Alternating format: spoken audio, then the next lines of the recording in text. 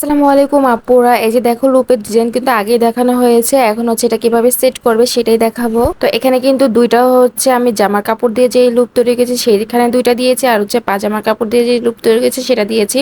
তো এটা কিন্তু ভালো করে তোমরা না দেখলে বুঝতে পারবে না।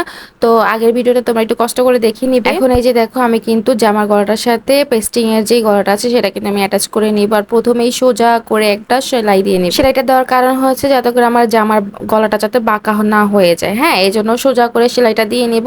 এরপর হচ্ছে আমি ঘুরিয়ে ঘুরিয়ে সেলাইটা দিব। দেখো আমি কিন্তু সোজা করে সেলাইটা দিয়েছি। এবারে যে দেখো আমি সাইড দিয়ে একদম পেস্টিং এর ঘুরিয়ে ঘুরিয়ে সেলাইটা দিয়ে নেব। এই দেখো সেলাইটা দিয়ে নিচ্ছি একদম। এই যে দেখো, আর আমি কিন্তু মাঝখানে পেস্টিংটা কাটি নাই, এই যে পরে কাটবো। সেলাইটা দেওয়া হয়ে গেলে তারপর কাটবো। আজকে ভিডিওটা কিন্তু একটু বড় হবে, একটু বোঝাতে গেলে বা কোনো ডিজাইন দেখাতে গেলে কিন্তু ভিডিওটা একটু বড় হয়ে যায়, কিন্তু সবাই তো আর ভিডিও দেখতে চায় না বড় হলে। তো কিছু করার নেই, এখন কি করবার, ভিডিও বড় হলেও করতে হবে। তো যাই হোক, আমি কিন্তু যে দেখো সেলাই করার পরে এখন কেটে নিচ্ছি। আর মাঝখানে যে জয়েন্টটা ছিল কাপড়ের সেটাও কিন্তু আমি কেটে ফেলে দিব, না হলে কিন্তু সেলাই করার সময় এটা শক্ত হয়ে থাকবে। এই যে দেখো শক্ত হয়ে থাকবে, আর কিন্তু উল্টাতে অনেক কষ্ট হবে। আর এই যে দেখো আমি এবার উল্টিয়ে নিচ্ছি, আর উল্টানো হয়ে গেলে একটা চাপ সেলাই দিয়ে দিব উপর দিয়ে।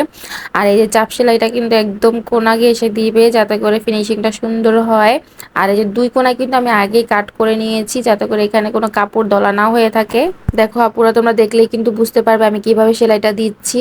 তো আমার এই সেলাইটা হয়ে গেলে তারপরে কিন্তু আমার মাঝখানে যে ডিজাইনটা আছে সেটা বসাবো। সেটাও কিন্তু একটু লক্ষ্য করার বিষয় আছে যে কিভাবে বসালাম। তো যে দেখো আমার কিন্তু চাপ সেলাইটা দেওয়া শেষ।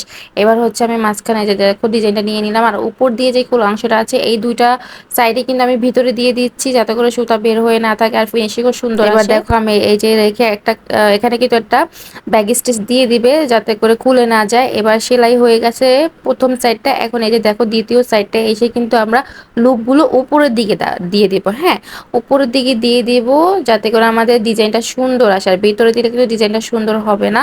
এই যে দেখো উপরে দিয়ে তারপরে আমি সাইডের যেই পার্টটা আছে ওইটা কিন্তু আমি জয়েন্ট করে নিচ্ছি। তো আশা করি তোমরা বুঝতে পেরেছো, আর ফাইনাল লুকটা এখনই দেখতে পারবে। তো সবাই ভালো থেকো, সুস্থ থেকো, আল্লাহ হাফিজ।